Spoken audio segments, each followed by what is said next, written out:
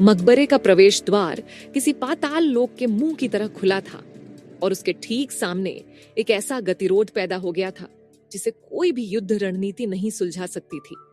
एक ओर थे वर्धमान, जो खुद को भगवान समझने के नशे में चूर थे। दूसरी ओर थे आचार्य सोमकीर्ति, जो हर अजीब घटना को किसी दिव्य लीला का प्रमाण मान रहे थे।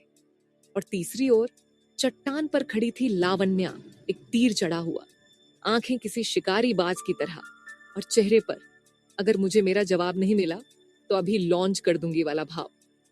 अनिका उन सब के बीच में खड़ी थी और उसके दिमाग के अंदर एक full speed Mumbai local train चल रही थी। आयला, ये कहां से टपक पड़ी? फुल हंगर गेम्स वाली एंट्री मारी है इसने। कटनीस एवर्डीन की छोटी बहन लग रही है। एक तरफ ये भागा हुआ भगवान, दूसरी तरफ ये लेडी हॉकाई, और मैं बेचारी इन सब के बीच में सैंडविच बन गई हूं। वॉट लग गई? आज तो पक्का मेरी कहानी का दैंड होने वाला है। बहुत हो गया ये रहस्य का खेल। ज्ञानी लावण्या की बर्फीली आवाज गूंजी। उसका तीर सीधे अनिका की ओर था। मेरे लोग अब और इंतजार नहीं कर सकते। हमें अग्निवेश चाहिए अभी। या फिर यह बताइए कि आपका वह जमीन कांपने वाला संकेत सिर्फ एक धोखा था। वर्धमान, जो अब तक अपनी ही दुनिया में खोया हुआ था, इस हस्तक्षेप से चिढ़ गया। ये कौन है? उसने ऐसे पूछा जैसे कोई मक्खी उसकी दिव्य खीर में गिर गई हो। ये किसकी धृष्टता है कि वह एक देवता के कार्य में बाधा डाले? सोम कीर्ति डर के मारे लगभग कांप रहे थे। कहीं कहीं यह कोई वन देवी तो नहीं जो प्रभु की ऊर्जा से क्रोधित हो गई हो? अनिका ने एक गहरी सांस ली। Okay Anika, chill. ये एक हाई स्टेक नेगोशिएशन है। एक क्लाइंट बहुत गुस्से में है और दूसरा क्लाइंट पूरी तरह से नशे में है, और तुम्हें डील क्लोज करनी है। Time for some H R magic. वह अपनी महिला वाली भावनात्मक समझ का उपयोग कर सकती थी। वह लावण्या की आंखों में सिर्फ गुस्सा नहीं, बल्कि एक गहरी हताशा और डर देख सकती थी। अपने लोगों को खोने का डर, अपने विद्रोह के असफल होने का डर। वह पहले वर्धमान की ओर मुड़ी। उसके अहंकार को शांत करना पहला काम था। शांत रहें प्रभु, उसने अपनी आवाज में विस्मय भरते हुए कहा। ये कोई शत्रु नहीं है, ये तो एक भटकी हुई आत्मा है जिसे आपकी दिव्य ऊर्जा की असीम शक्ति ने यहाँ खींच लिया है।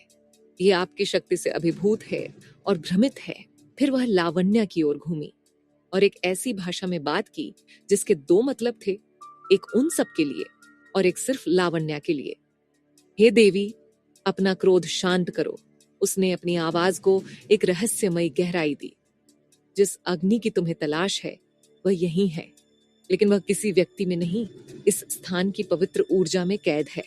धैर्य रखो, तुम्हारा विश्वास ही तुम्हारी सबसे बड़ी शक्ति है।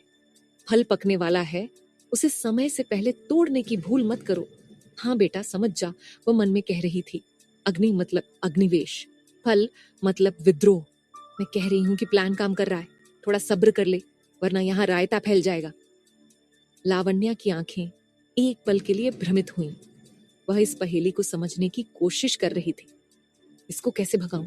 सिक्योरिटी को तो नहीं बुला सकता। Okay, plan B, drama, full on Bollywood drama.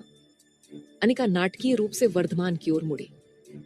प्रभु, इसकी सांसारिक उपस्थिति आपकी दिव्य ऊर्जा को अपवित्र कर रही है। इससे हमारे अनुष्ठान में बाधा पड़ सकती है। अगर हमें आपकी शक्ति को साधना है तो इस स्थान को शुद्ध रखना होगा। इसे यहां से जाना होगा। फिर उसने लावण्या को एक ऐसी नजर से देखा जिसमें एक आदेश भी था और एक मूक वादा भी। जाओ देवी, अपनी सेना के पास लौट जाओ। उन्हें कहो कि जब आकाश में अगला सूर्योदय हो तो वे पूर्व की ओर देखें। उन्हें उनका अंतिम संकेत मिल जाएगा। ये एक शानदार चाल थी। इसने लावण्या को एक नया निर्देश और एक नई उम्मीद दे दी, और उसे पीछे हटने का एक सम्मानजनक कारण भी। लावण्या ने कुछ देर तक अनिका को घूरा। उसके चेहरे पर अब भी संदेह था, लेकिन वह ज्ञानी के तर्क को काटना नहीं चाहती थी। कहीं ऐसा ना हो कि वह सच में मिशन को खतरे में डाल दे। उसने एक अंतिम चेतावनी भरी नजर डाली और फिर किसी परछाई की तरह अंधेरे में गायब हो गई। वर्धमान प्रसन्न था। देखा, मेरी उपस्थिति मात्र से ही हर बाधा दूर हो जाती है। हाँ हाँ, तू ही है स्पाइडरमैन, तू ही है सुपरमैन, अनिका ने मन में सोचा। बच गई। भाई साहब, आज तो मेरी एक्टिंग को नेशनल अवार्ड मिलना चाहिए। एक साथ इतने लोगों को उल्लू बनाया। अब बस ये सोचना है कि कल सुबह सूर्योदय पर मैं इन्हें कौन सा नया लॉलीपॉप दूंगी।